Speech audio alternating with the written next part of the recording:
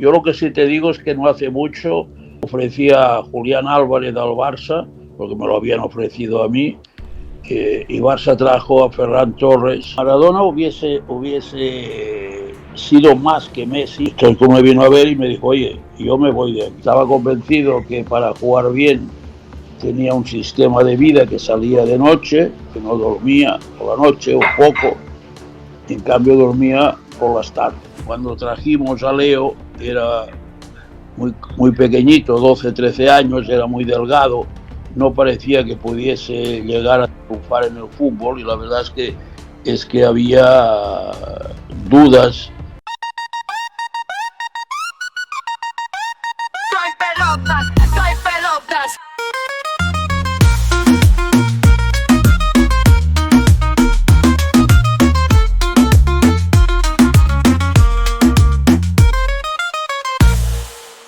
Uno de los padres de la representación en el fútbol español, una persona que ha estado ligada al Barça de muchas maneras, es el invitado de hoy. Yo creo que una persona que nos puede contar cosas muy, muy interesantes, como es Josep María Minguella, que es el invitado de esta semana del podcast No hay pelotas. Josep María, muy buenas, ¿cómo estás?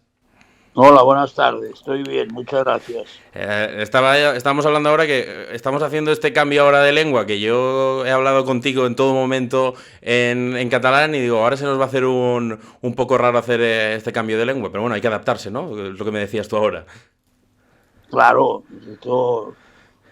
cuando uno habla, quiere expresar ideas, cosas, pero la forma es variada. Es decir, si vas a Francia, tienes que hablar francés, y si vas a Inglaterra, inglés, y en China, chino.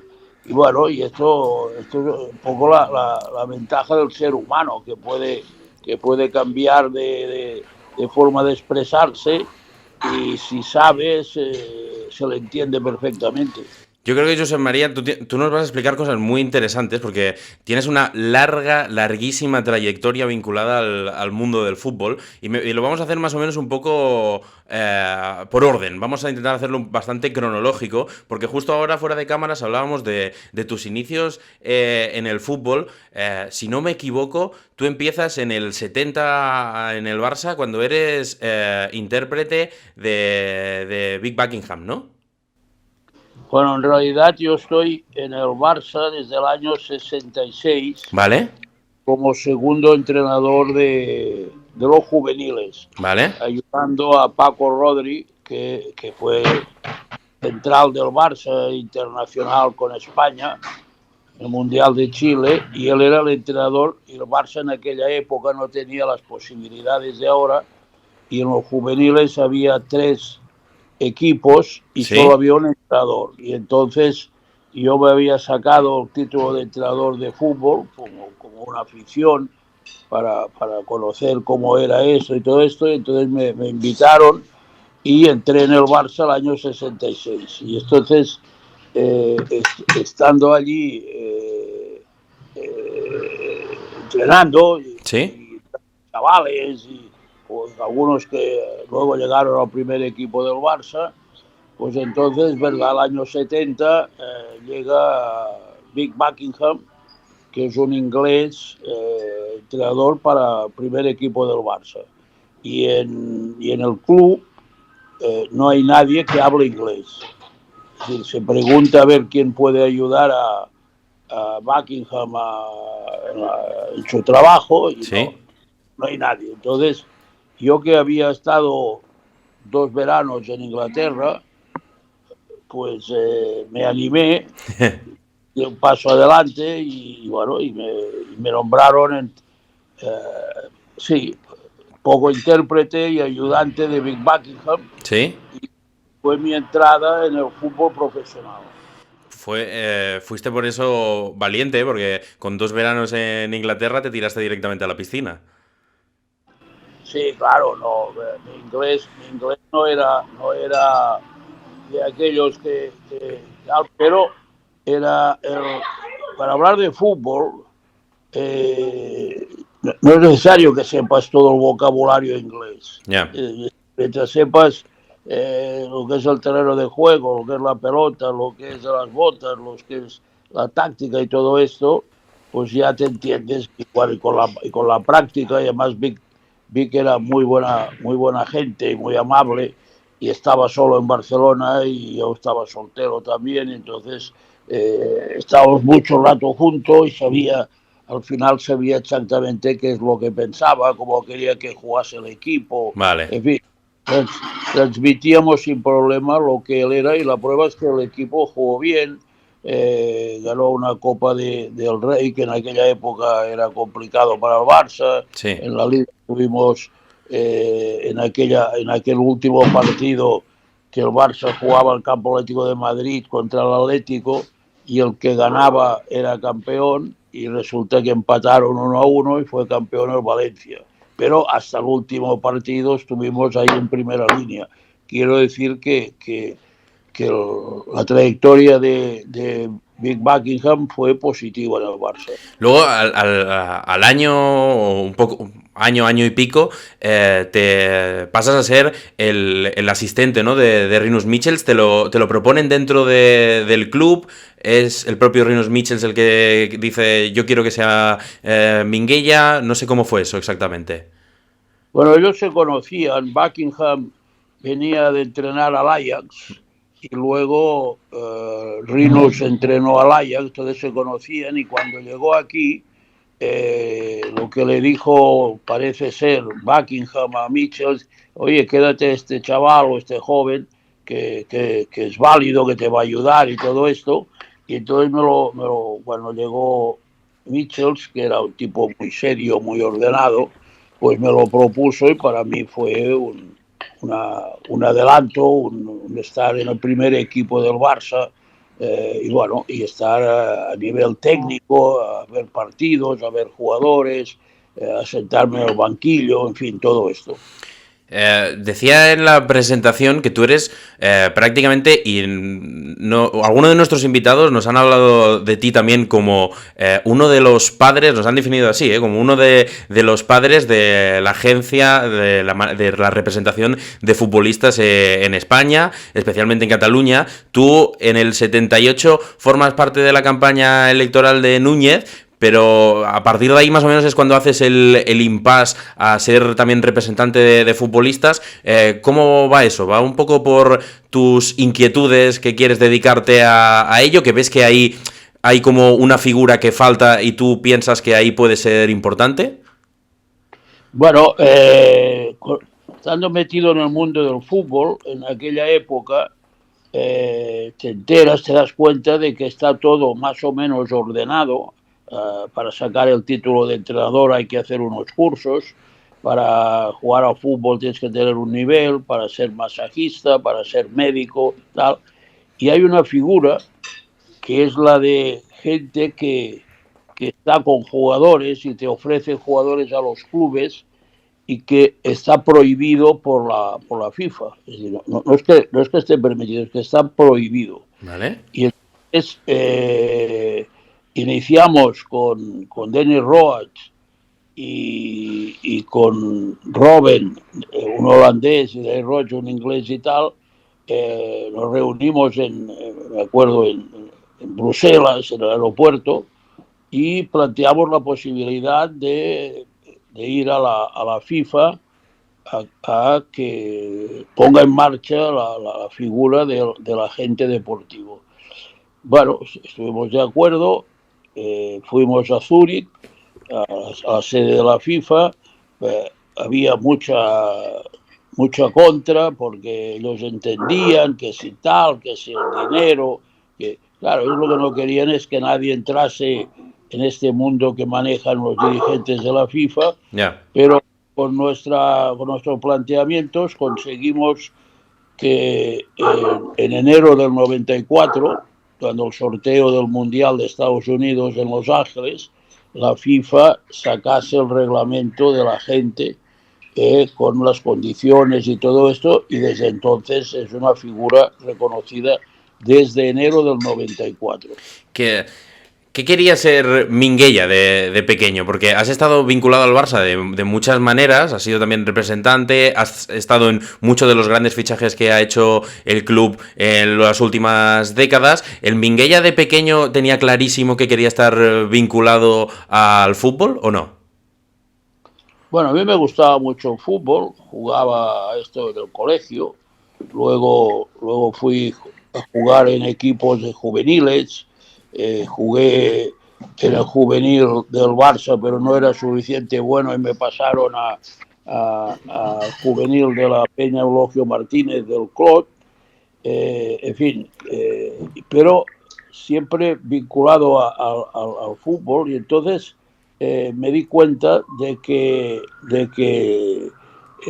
la figura de la gente a mí me atraía porque soltero me permitía o necesitaba viajar, iba a países en los que el fútbol tenía un gran nivel, como Argentina, Brasil, Paraguay, Perú y todo esto. Sí.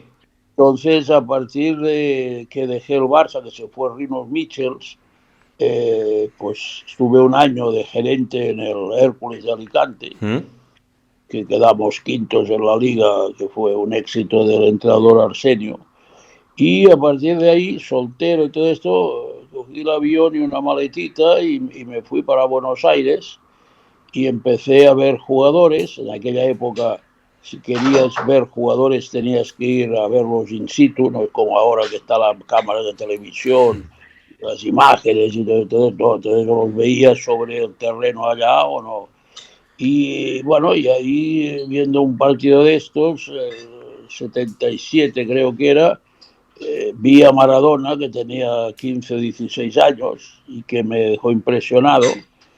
Y entonces, como yo tenía el socio del Barça desde niño, que me había hecho mi padre socio, pues mi primera idea fue decir, este tiene que venir al Barça porque este es un fenómeno. Y costó mucho, pero conseguimos que al cabo de un tiempo fichase por el Barça. Y la verdad que este fichaje me dio mucho empuje, me dio a conocer por todo el mundo del fútbol, en Europa, en América y todo esto, y de alguna forma facilitó luego el que tuviese otros jugadores o que pudiese entrar, y sobre todo me dio a conocer cómo se podía negociar este tipo de trabajo, ¿no? Yo he escuchado, Minguella, que en alguna entrevista llegas a decir que si Maradona no se hubiese ido del Barça, que de hecho contabas que estuvo a punto de no irse del Barça, hubiese sido una figura para el Barça como la que fue Messi.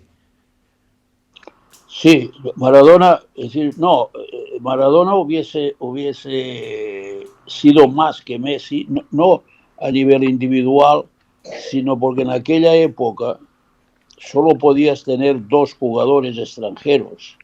Y si tú tenías a uno como Maradona Claro. y el Barça tenía Schuster además, era una ventaja importantísima sobre los otros. Es decir, esto no tengo ninguna duda, como en su momento lo fue Di Stéfano para el Madrid. Es decir, Di Stéfano llegó al Madrid y empezaron a ganar ligas y copas de Europa y parecía que los otros no jugaban. Bueno, pues esto habría sido. Después Messi, no se trata de que es compararlo con Diego, pero ya cuando Messi, todos los clubes ya podían tener mucho más extranjeros y entonces hacer una diferencia entre un equipo y en otro es más complicado. Ahora hay muchos equipos y en aquella época, por ejemplo, no estaban los ingleses. Hay muchos equipos que pueden fichar jugadores de gran nivel y entonces un solo jugador no es tan importante.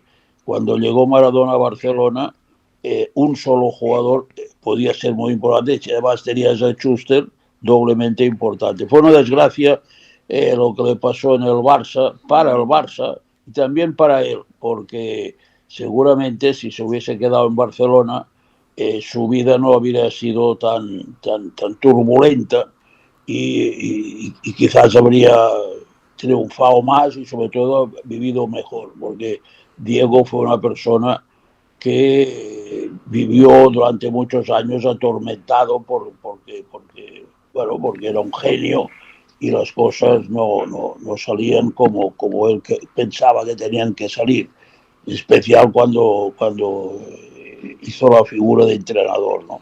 ¿Cómo es la historia esa de que finalmente se acaba yendo? Porque tú has contado alguna vez que eh, está a punto de quedarse en el Barça. Sí, la verdad es que el viernes en Italia se cerraba un sábado, creo que era final de mes de junio, se cerraba la inscripción de jugadores ¿Vale? extra. Y entonces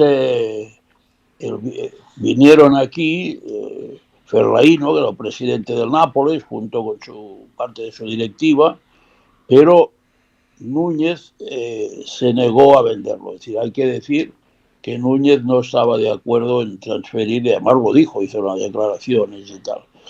Y entonces los italianos se tomaron el avión aquella noche y se fueron para su país.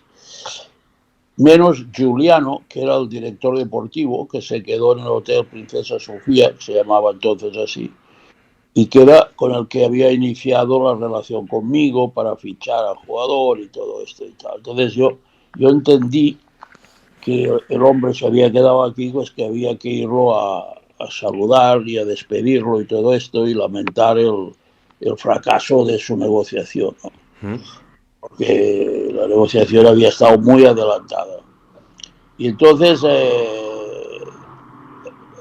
estando allí en el hotel, en la cafetería, despidiéndome de Giuliano, pues llamó Joan Gaspar a su director del hotel para hablar conmigo. Yo hablé con él y entonces había habido un cambio la idea que me plantearon en aquel momento a ver si había alguna manera de reconducir eh, la situación y ver si podían llegar a un acuerdo para que Diego fuese al Nápoles. Entonces yo hablé con Sister Piller, Sister Piller vino al hotel, fuimos a Llavaneras donde estaba Joan Gaspar y, bueno, y prácticamente se llegó a un acuerdo, se llamó a los italianos otra vez, vinieron aquella tarde, noche al aeropuerto y en las oficinas de USA, de Hoteles Unidos,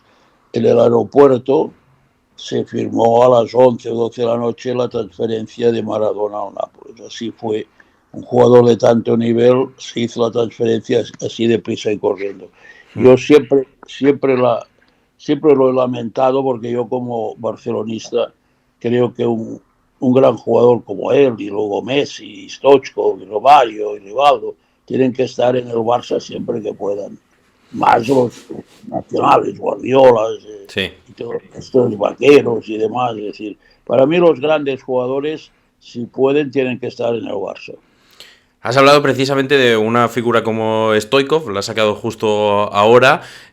Stoikov llega porque tú lo ves y tú llamas, eres tú, ¿no? Que llamas personalmente a Cruyff y le dices, este es el jugador que necesitamos. En realidad, los jugadores del Este no podían salir, no solo los búlgaros, sino ninguno, ni rusos, ni rumanos, nada. Eran jugadores que solo jugaban en sus selecciones y les daban permiso de salir a alguno cuando habían cumplido los 30 años. Pero a mí me informaron de que Bulgaria en un momento determinado tenía una selección de muy buen nivel, que había varios jugadores destacados.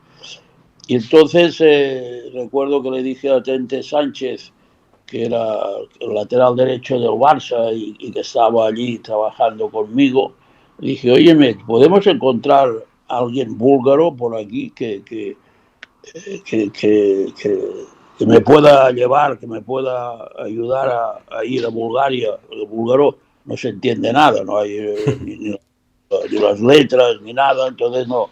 Si vas allá y no vas con alguien del país, no te enteras de lo que pasa.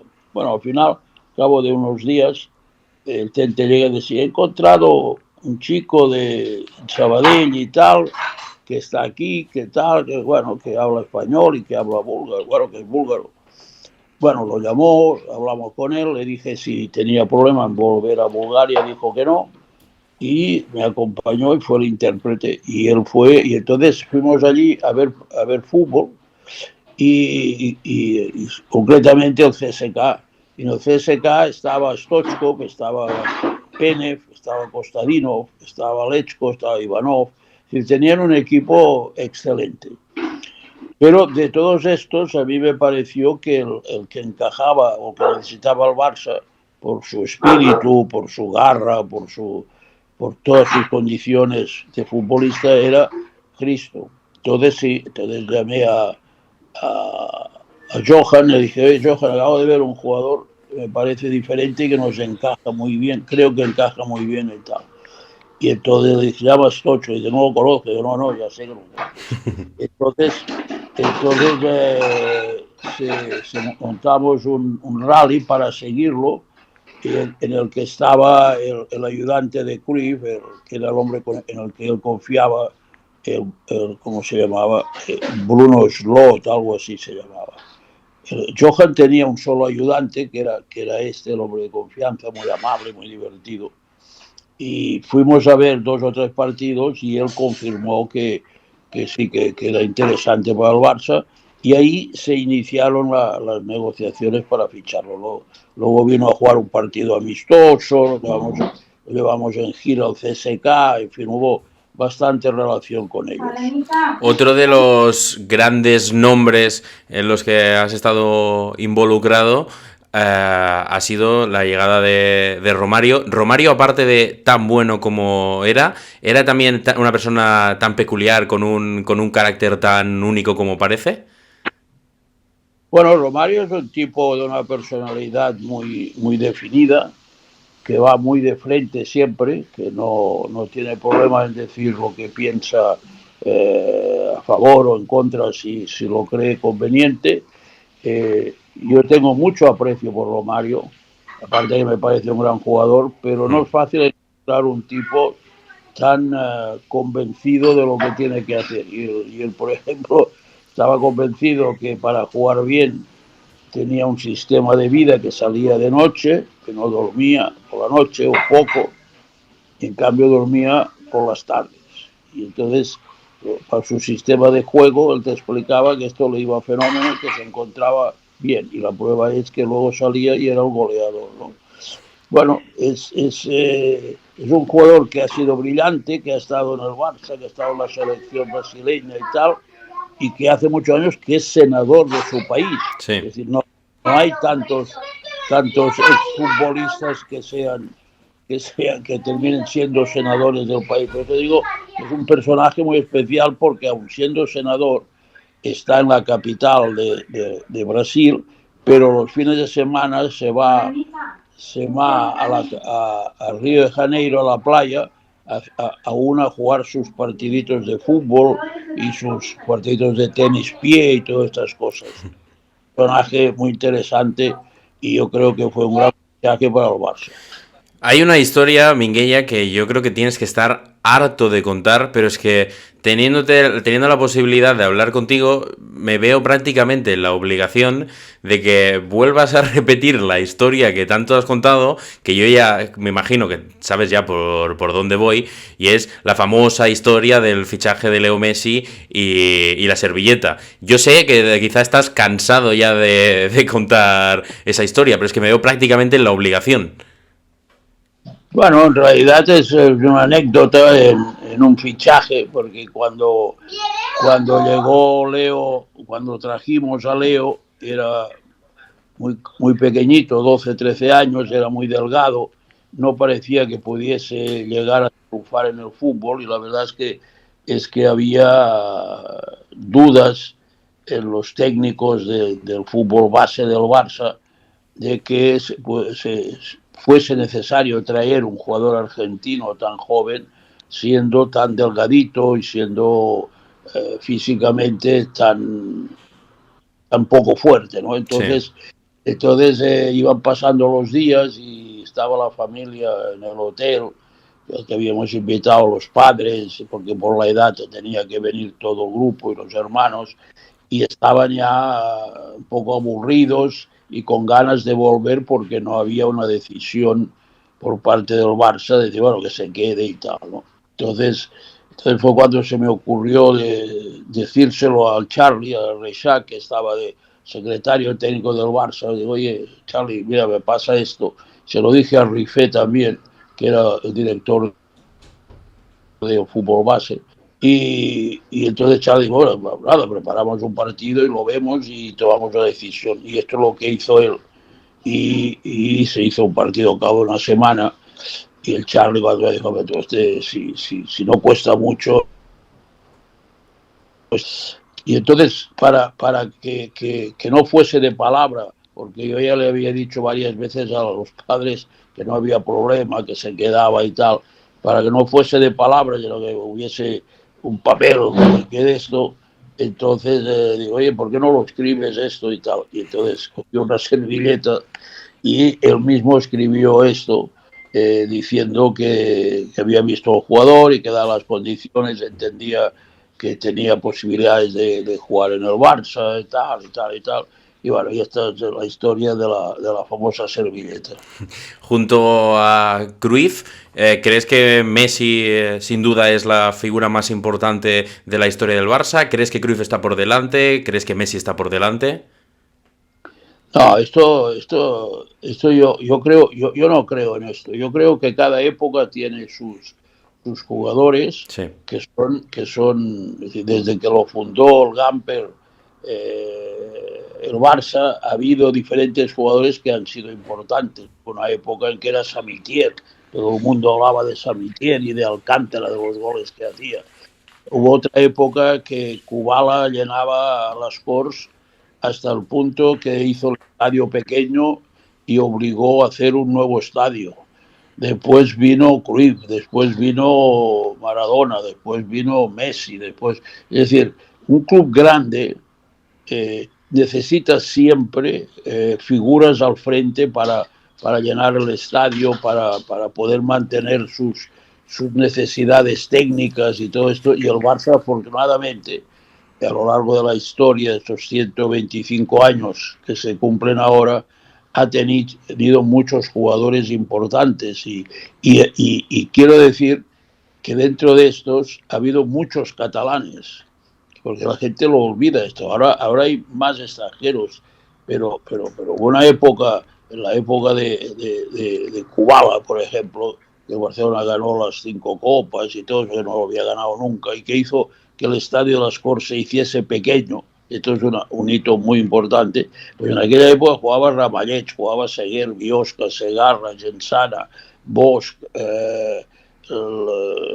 Basora, Manchón, que jugaban toda una serie de jugadores catalanes que hicieron toda esta gesta. Y luego en otra época, pues es lo mismo, estaba el Chapi, estaba el Sergio Barjuan, estaba Guardiola, estaba también una serie de jugadores catalanes. Esto yo creo que hace que el Barça esté muy ligado a todo lo que es Cataluña o los catalanes estemos muy ligados al Barça. Hemos hablado de grandes traspasos en los que has estado involucrado. ¿Hay algún traspaso por eso que lamentas no haber cerrado? ¿Que se te ha quedado ahí la espinita porque estaba cerca o porque lo intentaste pero no salió? Bueno, tendría que pensarlo, pero seguro que hay algunos. Es decir, yo era muy removido en esto de buscar jugadores y de pensar que este jugador puede ser un refuerzo para el Barça. Claro, también hay que tener en cuenta que esto ha cambiado mucho. Durante la mayor parte de mi época de trabajo, los clubes solo podían tener 2 extranjeros. Entonces, tenías que calibrar mucho qué extranjero tenías, porque el extranjero ese era el que marcaba la diferencia. Después de esto, cuando yo me fui retirando, no por esto, sino las leyes cambiaron, las leyes sociales de los países, y ahora un equipo puede tener todos los jugadores de fuera del país, con lo cual la gente que se dedica a esto, que son agentes, pues tienen muchas más posibilidades y más necesidades de mover jugadores, ¿no? Pero sí, seguro que ha habido, mira, yo por ejemplo, un jugador que a mí me tenía entusiasmado y que no conseguí convencer a Núñez, era Francescoli. Francescoli era un uruguayo, delantero centro creo que de Peñarol, y bueno, era un gran goleador. Luego Núñez al final no se decidió, el jugador se fue a París, de París fue a la Juventus y tuvo una carrera impresionante. Bueno, pero a lo mejor hubiese venido al Barça, no lo hubiese tocado, no lo Sí. sé. Todos los jugadores, hay unas circunstancias que son incontrolables, pero es evidente que si te dedicas a esto tienes que tener una cierta visión de los jugadores y tienes que tomar decisiones, ¿no? Porque si no las tomas tú, vendrá otro y se te lo llevará. Es decir, que Barça no hubiese dado el paso adelante de lo de Maradona, hubiese venido la Juve o cualquier otro y se lo hubiese llevado, porque los jugadores no hay copias, o compras el original o te quedas sin nada. Entonces hay que estar atento al original. Sí, sin duda. Hemos hablado mucho del Barça y de todo lo que has estado ligado durante todos estos años. También te quiero hacer, nada, unas cuantas preguntas sobre la actualidad deportiva del Barça. Justo hacemos esta entrevista en una semana después de que el Barça llegue, viva un gran momento, y justo ayer, porque estamos grabando esto a lunes, el Barça perdió contra la Real Sociedad. Obviamente no nos vamos a centrar solo en ese partido, sino quiero que me expliques cómo estás viendo al Barça esta temporada. Ha cambiado mucho respecto a los últimos años. No sé si crees que la llegada de Flick es lo que realmente necesitaba el Barça. Bueno, el fútbol tiene una ventaja, y es que nadie entiende de fútbol, o nadie entiende tanto de fútbol como para poder dar lecciones. Es decir, ¿quién podía pensar hace 4 meses que el Madrid perdería en casa en una semana con el Barça 0-4 y con el Inter y con el Milán 1-3, creo, o 0-3? Sí, no sé 1-3, si no me equivoco. ¿Quién no iba a pensar esto? Y que a la vez del Barça, que el año pasado no había ganado nada, sin poder fichar a nadie por las circunstancias económicas y tal, estaría líder, estaría admirando a la gente y haciendo un fútbol magnífico. Bueno, esto como era totalmente imprevisible, hay que tomar lecciones de esto. No, que yo, qué tal, no.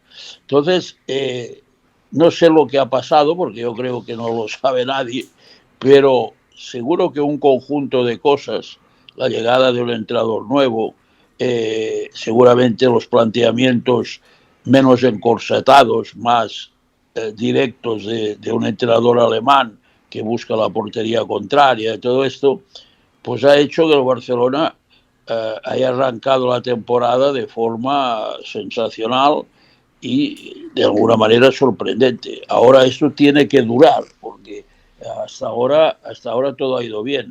El hecho de perder en San Sebastián no quiere decir nada, claro, pero quiere decir que tiene que durar, no tiene que empezar a venir dudas ni malos momentos, porque hay que seguir así. Entonces, bueno, a veces fichando grandes jugadores las cosas no funcionan, y otras veces mirando a la gente que tienes al lado bien puestos, las cosas funcionan, ¿no? Y la verdad es que en este aspecto la situación actual del equipo del Barça es excelente, no se puede decir nada.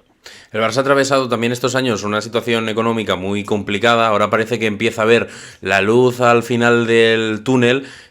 ¿Tú crees que se están haciendo los pasos correctos para llegar a normalizar todo económicamente? Bueno, no sé si se hacen los pasos correctos porque no explican nada real, no esta directiva, ninguna.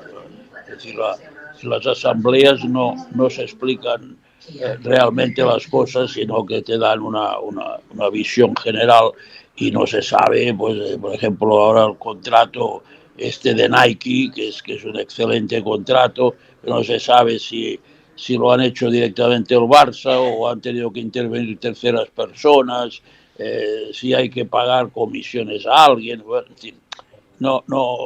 Uno de los problemas que tiene el Barça es que es una sociedad que dicen que es de los socios, pero los que mandan, no estos y los anteriores, no actúan así, es decir, no explican a sus socios la realidad de lo que pasa, explican lo que les interesa, además en unas asambleas que últimamente se han hecho telemáticas, con lo cual quiere decir que no sirven para nada, quiere decir que se cuenta lo que se quiere, no hay posibilidad de discusión y esto está montado así. Ahora bien, yo creo que después desde la época de Núñez, el aspecto económico, hemos ido entrando en problemas que se han ido haciendo cada vez más grandes, estos problemas financieros, y que la situación del Barça en este aspecto es muy dura, es muy difícil de salir de esta situación, porque en fútbol, cuando entras en pérdidas, Sí. no tienes manera de recuperarlas. No es como una empresa de otro tipo de negocio que puede hacer otro producto, acertar y entonces con esto tapar las pérdidas anteriores. Es decir, es la competencia que hay en el mundo de los negocios. En fútbol no, en fútbol tienes los derechos de televisión, tienes las taquillas y tienes los sponsors, no hay nada más. Y esto tiene unos máximos. Entonces, si has entrado en pérdidas, con lo que haces cada año, lo que tienes que hacer es cubrir esto, y las pérdidas siguen ahí y cada vez son un poco mayores. Y no ha habido ningún caso de club que entrando en pérdidas haya podido solucionarlo sin la entrada de capital. Es decir, por el propio club es imposible. Para equilibrar las pérdidas tiene que entrar un capital externo, porque Sí. si no, no hay manera. Pero esto no es el Barça, esto es el mundo del fútbol Sí. que está montado así. También se ha hablado mucho en los últimos 2 años, ahora mismo no sé exactamente cuándo sale todo, del caso Negreira. ¿Cuál es la opinión de Josep María Minguella sobre el caso Negreira? ¿Qué crees exactamente que ha pasado? Si es que tienes alguna idea o vas perdido. Bueno, yo creo que el caso Negreira es el caso de unos espabilados que plantearon a gente del club en un momento determinado, hace ya muchos años, que había que controlar o había que tener información sobre los árbitros para saber qué carácter tiene cada uno y tal. Entonces, el mundo del arbitraje es siempre muy nebuloso y hay muchos dirigentes que pican en esto. De hombre, si podemos controlar a los árbitros, si podemos saber cómo es cómo es el otro, qué aficiones tiene, todo esto y tal. Entonces, estos espabilados montaron esto hace muchos años y ha ido pasando con este criterio. ¿Y esto por qué es? No, es porque así sabemos cómo los árbitros como son, tal, no sé qué. Es decir, no se trata de que se haya comprado ningún árbitro, sino que se ha montado una historia de una información sobre los árbitros. Y yo creo que de esto ha habido varios personajes que estaban por allí o que habían estado por allí que han participado en el reparto de estos dineros. Es decir, no creo que Negreira, su familia, haya recibido el 100% de esto, y si lo ha recibido, lo ha repartido. Pero de cualquier manera, es una mancha muy fea para un club del prestigio del Barça, que me gustaría que no hubiese sucedido. Primero porque es una mancha, y segundo porque con esto no solucionas nada. Si tienes buenos jugadores ganas, y si no tienes buenos jugadores no ganas. Y los árbitros un día se van a favor de uno, otro día no a favor, sino se equivocan a favor de uno, otro a favor de otro. Mira, hoy estamos hablando y precisamente, pues mira, San Sebastián, hay gente que dice que si el gol, que si no el gol, que si el gol de Lewandowski, y todo esto. Bueno, pues, todo esto para mí es una mancha mancha fea que ha durado demasiado y que mejor que pasemos página y que no vuelva a suceder. Has hablado de la importancia que tienen también muchos jugadores catalanes en la historia del Barça y ahora precisamente el Barça está volviendo a tener muy buenos resultados y buenas sensaciones con mucha gente de la Masía. ¿Crees que también hay que darle más importancia a la Masía y que es muchas veces el camino y siempre se opta por mirar antes fuera que dentro de casa?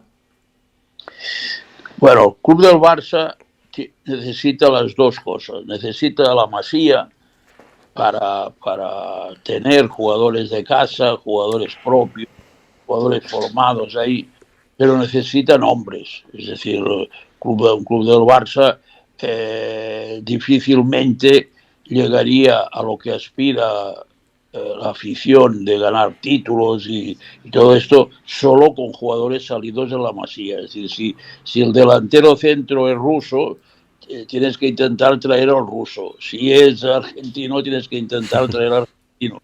Porque un grupo de 20 y pico jugadores da para todo. Lo que pasa es que ahora, pues después del desastre deportivo del año pasado, pues la verdad que con la entrada de 2 o 3 jugadores, que hay que decir que Xavi ya los había utilizado estos jugadores. Es decir, el entrenador anterior del Barça ya había puesto algunos de estos jugadores, pero como el equipo no funcionaba, pues no destacaban tanto, y ahora como el equipo funciona, estos jugadores han estado al nivel. Es decir, para mí, si puedes tener jugadores de casa excelente, pero necesitas 2, 3, 4 figuras de donde sea. O sea, la nacionalidad no importa, porque al final lo que interesa es que todos juntos que consigan éxitos. Y esto es lo que hace estar tranquilo al seguidor del club.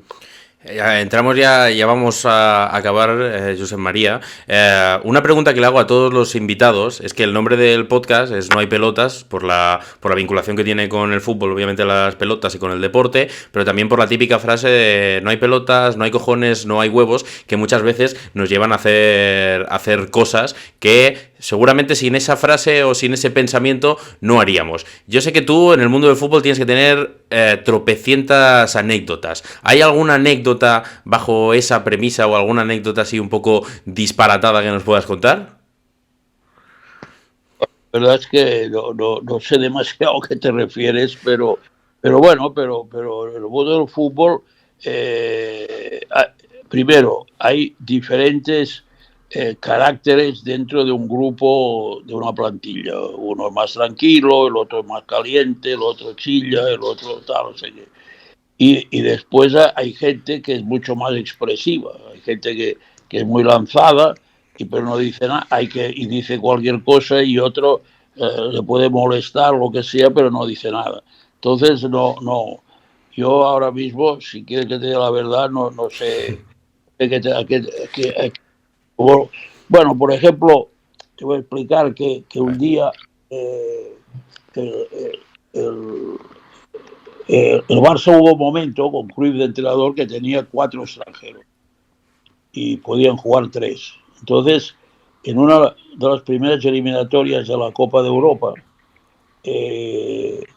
Johan decidió que no se concentrase Stoichkov. Y bueno, Stoichkov me vino a ver y me dijo, oye, yo me voy de aquí. ¿Cómo?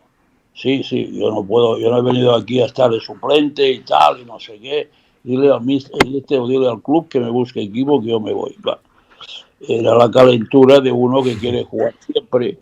Y bueno, el día siguiente hablamos, bueno, se jugó el partido, no jugó. Y al día siguiente, lunes, me acuerdo, bueno, jueves, no sé qué día era, fui al vestuario, bueno, a la puerta del vestuario, llamé al Johan y le expliqué y tal. Bueno, tuvimos una reunión entre todo y todo esto y no pasó a mayores. Pero esta era un poco la reacción de un jugador que quiere jugar y que quiere jugar siempre. Y esto es una parte muy positiva de un futbolista, que tenga este sentido de querer jugar, ganar y formar parte del equipo. Josep María, vamos a cerrar la charla con unas preguntas rápidas, es decir, unas preguntas de estas que en teoría tienes que responder corta, de manera sencilla, porque van a ser preguntas que puedes responder sin ir más allá.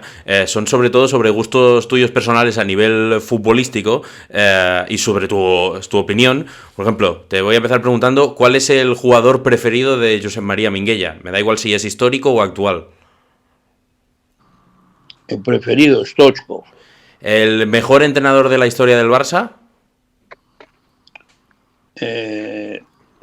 Para mí, Rinus Michels. ¿Y el mejor presidente? De los que yo he conocido, Núñez. ¿Y el mejor jugador de la historia del club? La historia del club, el más trascendente para mí fue Kubala. De la plantilla actual, ¿cuál es el jugador que más le gusta a Josep María Minguella? La plantilla actual me gusta Lewandowski, que hace goles. Si tiene que pensar en un fichaje para el Barça, ¿a quién se traería Josep María Minguella?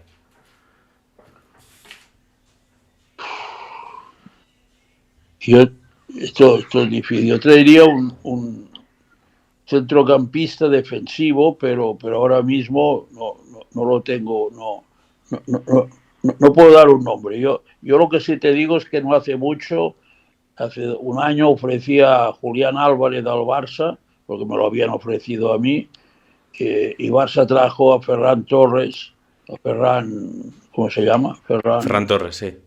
Ferran Torres, y Julián Álvarez se fue al City. Este habría sido jugador joven que costaba muy poco dinero y que habría podido ayudar a Lewandowski a jugar en el ataque del Barça. ¿Qué te dijeron desde el club? ¿Que no era lo que buscaba el Barça? No, que entendían que Ferran encajaba mejor. Bueno, estas cosas hay que entenderlas y tal, pero fíjate sí, nosotros fichamos a Ferran por 60 millones y el City fichó a Julián por 22. Y luego se lo han vendido al Atlético de Madrid por no sé cuántos millones. Entonces era una operación muy buena, seguramente, pero bueno, esto pasa, si tomas decisiones no siempre aciertas. Sí. Y por último, ¿quién crees que va a ganar la Liga? Barça. ¿La Champions? La Champions... Esto es más complicado, pero no sé si el Barça le dará para llegar lejos, pero este año veo de entrada muy fuerte al Liverpool. Y por último, ¿la Copa del Rey? La Copa del Rey, bueno, vamos a poner que la gana el Barça, hombre. Perfecto, Josep María. Pues muchísimas gracias. Yo creo que ha quedado todo bastante bien, bastante claro y nos hemos ajustado al tiempo que habíamos dicho, cosa que yo no era muy optimista, ¿eh? Bueno, hay que ser siempre optimista. Muchas gracias, Josep María. Un abrazo. Muy fuerte.